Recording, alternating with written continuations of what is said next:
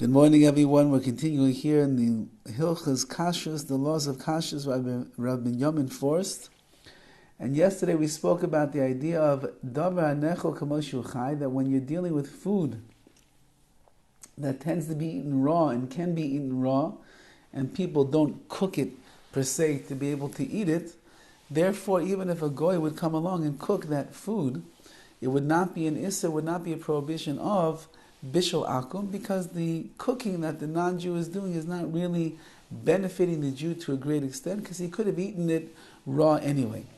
The next part of the prohibition of bishul akum is davar ha'oila al shulchan malachim. When you have food that has a chashiva, has an importance to it, that it would end up being found in a more classy type of a meal. Literally, it means it goes on the table of malachim, of the kings. These are chashiva foods that you would find at a royal banquet or the nice brunch of the king. But we could suffice to say that if they would serve it by, let's say, a wedding or some kind of a simcha, some kind of a celebratory type of a meal, so these foods are the kind of foods. Tali gam kein bizman u'v'makom. This also depends upon place, upon time and place, depending on what is considered to be chashiv, of import, in that particular place. Lefikach kasha la'asik medivei haposkim sheba'avar.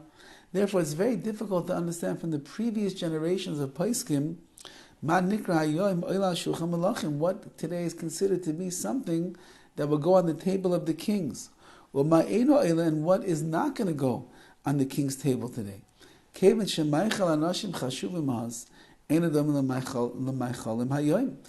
that reason is because what used to be considered chashiv, what used to be considered that the kings would eat and would be below their dignity not to eat, things have changed drastically today. And he writes over here in the notes for, he says, for example, it used to be that tepuchi adama, it used to be that potatoes perhaps were not considered to be such a chashiv, such a royal thing. However, bizman hazeh, in our generation, so they make fancy potatoes, they do all different things to make it edible and to make it attractive, and they add spices and oils, and they cook it and they roast it and they bake it all different ways. So therefore that is something of great prominence already today. Something that used to be considered peasants' food today might be the rich man's food.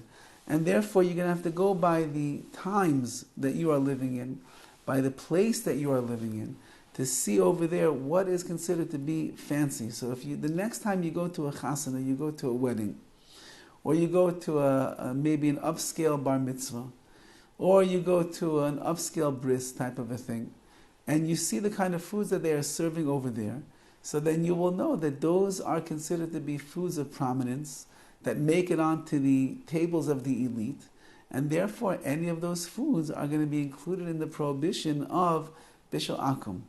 But if it's something that is beneath the levels of making it into the fancy tables, to making it into prestigious meals, so then something like that would not be, per se, in the eyes of the halacha over here, would not be something that's a davar oila shulchan malachim. It doesn't usually go up on the table of the kings, and therefore it would not be considered something you have to worry about for bishul akum.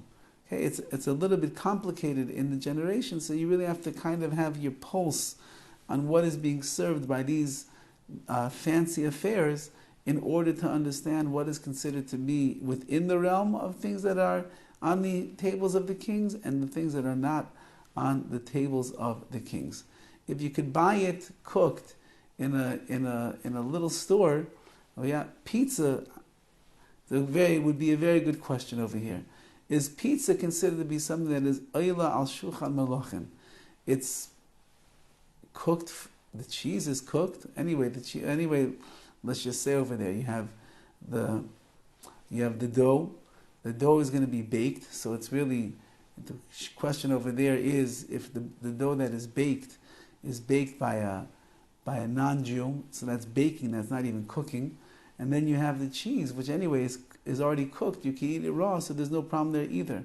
So it could be very well that pizza, not even falling into the prohibition over here of bishul akum, pizza, let's say that the tomato sauce is cooked already anyway, and it could be eaten raw, it's tomatoes, and you have the cheese, which is anyway cooked, or is already made that you can eat it raw, and then you have the bread, which is only going to be an isser of, is going to be of pas akum, and if that would be cooked by a non-Jew, and you would know that it's in a place that it's going to be kosher, so if it would be a bakery, so then if you want to be makel on there, you want to be lenient, it would be okay. If it would be a private person, it would be an issue.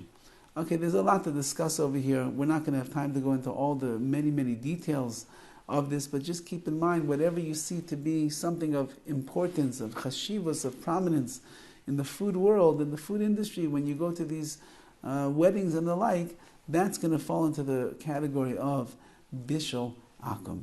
Have a wonderful day.